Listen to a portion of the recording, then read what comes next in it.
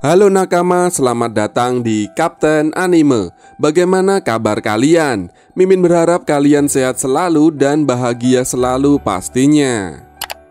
Blackbird mungkin tidak tampak seperti pembicara terhebat yang pernah ada cuy. Namun dia sebenarnya mengeluarkan beberapa kutipan atau kata-kata yang benar-benar berkesan dan misterius. Blackbird adalah salah satu bajak laut paling berbahaya dan terkenal, dengan pengguna buah iblis dan kru yang menakutkan membuatnya menjadi lawan yang benar-benar tangguh bagi Luffy dan kru topi jerami. Yang tidak diragukan lagi, Blackbird besar kemungkinan akan menjadi salah satu musuh terakhir mereka.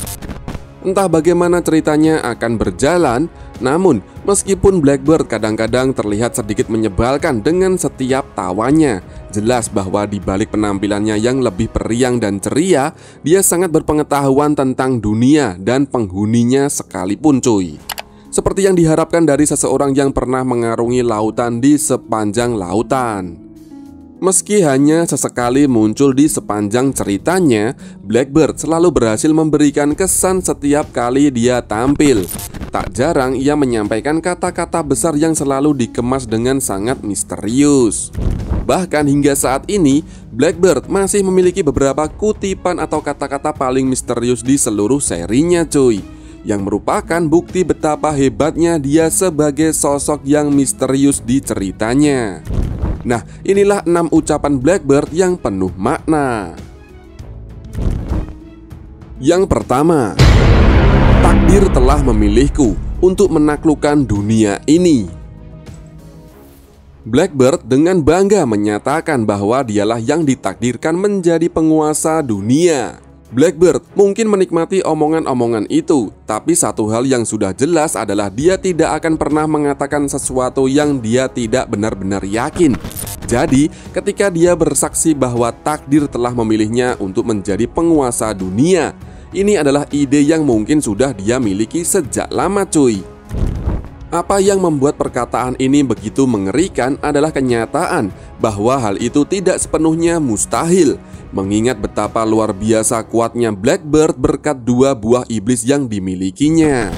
Hal ini juga merujuk pada keyakinan Blackbird bahwa tidak ada kebaikan atau kejahatan yang melekat di dunia ini, dan bahwa nasib dan mimpi adalah satu-satunya hal yang memandu orang untuk bertindak sesuai keinginan mereka.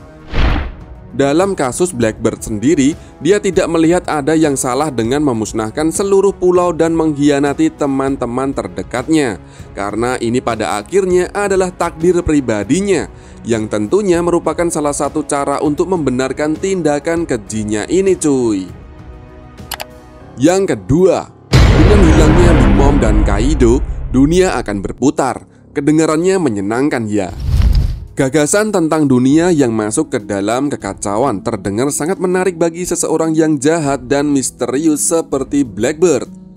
Meskipun marinir terus-menerus berusaha menangkap kru bajak laut yang lebih kecil dalam upaya untuk menerapkan bentuk keadilan mereka kepada dunia, mereka tidak terburu-buru untuk menjatuhkan Yonko, terutama karena hal itu akan memakan banyak nyawa dan sumber daya. Bahkan, marinir mulai mencoba menangkap mereka. Akibatnya, selama Yonko tidak memulai perang lagi satu sama lain, mereka tampaknya dibiarkan sendirian cuy.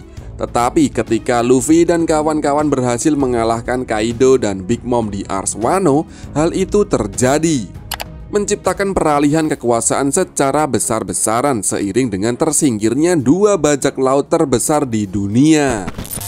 Alih-alih tertekan atau cemas dengan hal ini, Blackbird lebih menyukai gagasan bahwa Big Mom dan Kaido akan pergi selamanya. Meskipun hal itu menyiratkan bahwa Luffy sendiri telah tumbuh sangat kuat, bahkan mungkin menyaingi Blackbird sendiri dalam hal kekuatan. Itu hanya menunjukkan betapa Blackbird tidak menyukai apapun selain kekacauan. Dan ketika dunia sedang terbalik, dia selalu menonton dari pinggir lapangan dengan senyum lebar di wajahnya cuy, alias dia menikmati kekacauan dari kejauhan. Yang ketiga, ini benar-benar menggaruk kepala. Tapi sepertinya aku harus membunuhmu. Selama pertemuannya dengan Hancock, Blackbird membuktikan bahwa dia tahu lebih banyak daripada dia membicarakannya tentang buah iblis. Ketika diumumkan bahwa si Cibukai akhirnya akan dibubarkan, Blackbird mengambil tindakan sendiri untuk menangkap bajak laut kuat ini sebelum marinir dapat menangkap mereka, dalam upaya untuk mencuri buah iblis mereka untuk dia dan krunya. Target pertamanya adalah Boa Hancock, tidak memiliki peluang melawan serangan gencar Blackbird yang tiada henti. Tapi saat dia menahannya, dia mulai merenungkan kemampuan Hancock, sebelum dengan sembrono menyatakan bahwa dia tidak punya pilihan selain membunuhnya cuy. Perkataan ini tidak hanya menunjukkan betapa kejam dan pendendamnya Blackbird, tetapi juga menunjukkan seberapa banyak yang dia ketahui tentang buah iblis dan kekuatan mereka. Blackbird sepenuhnya menyadari bahwa jika dia membiarkan Hancock pergi begitu saja, dia akan mampu mengubahnya dan krunya menjadi batu.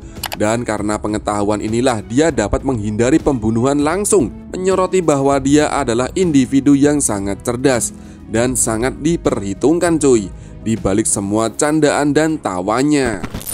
Yang keempat, kau terlihat lebih tampan dari sebelumnya. Akagami, bekas luka itu sangat cocok untukmu. Blackbird tidak menunjukkan penyesalannya karena mengkhianati orang yang pernah melihatnya sebagai keluarga.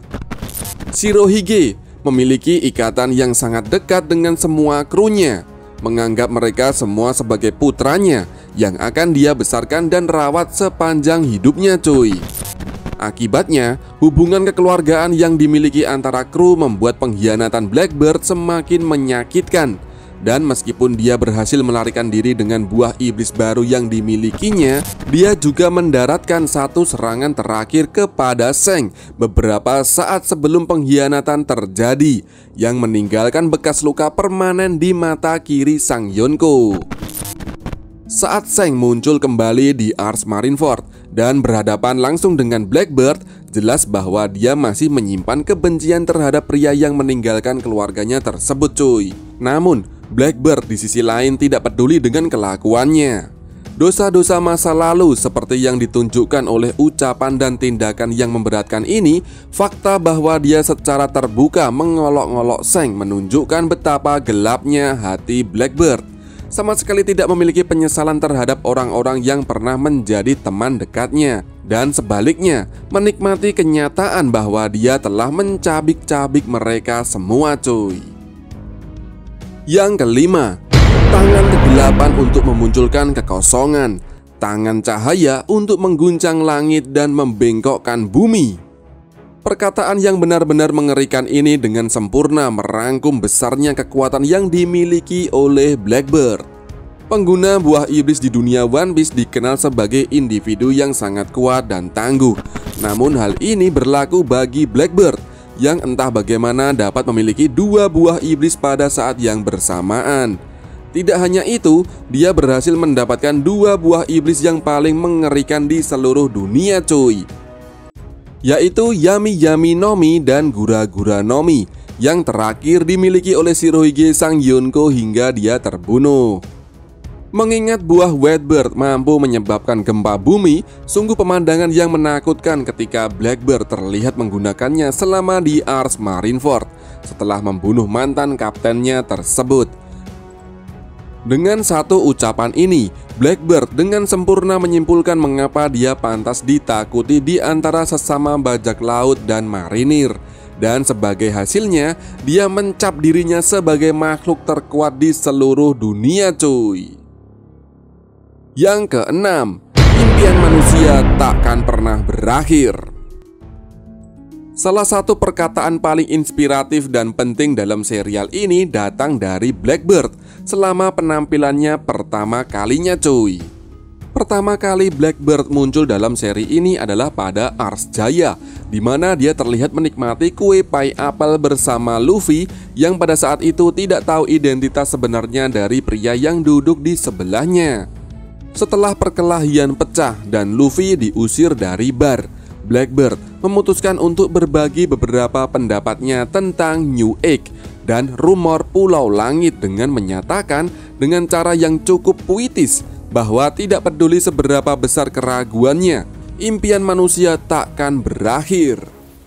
Perkataan ini sangat ironis karena menyalakan api dalam diri Luffy yang sampai saat itu terus-menerus mendapatkan perkataan karena mengejar impiannya. Namun berkat kata-kata bijak dari calon musuh bebuyutannya itu, dia kembali sadar kepercayaan dirinya dan melanjutkan perjalanannya. Pada saat yang sama, kalimat ini memberikan gambaran sekilas tentang betapa bersemangatnya Blackbeard sebagai bajak laut dan bagaimana dia lebih dari bersedia melakukan apapun yang diperlukan untuk mencapai mimpinya yang menjadi raja bajak laut. Oke, seperti itulah pembahasan di video kali ini. Bagaimana menurut Nakama? Jika Nakama mempunyai pendapat lain, silahkan tinggalkan komentar di bawah ini. Ciao.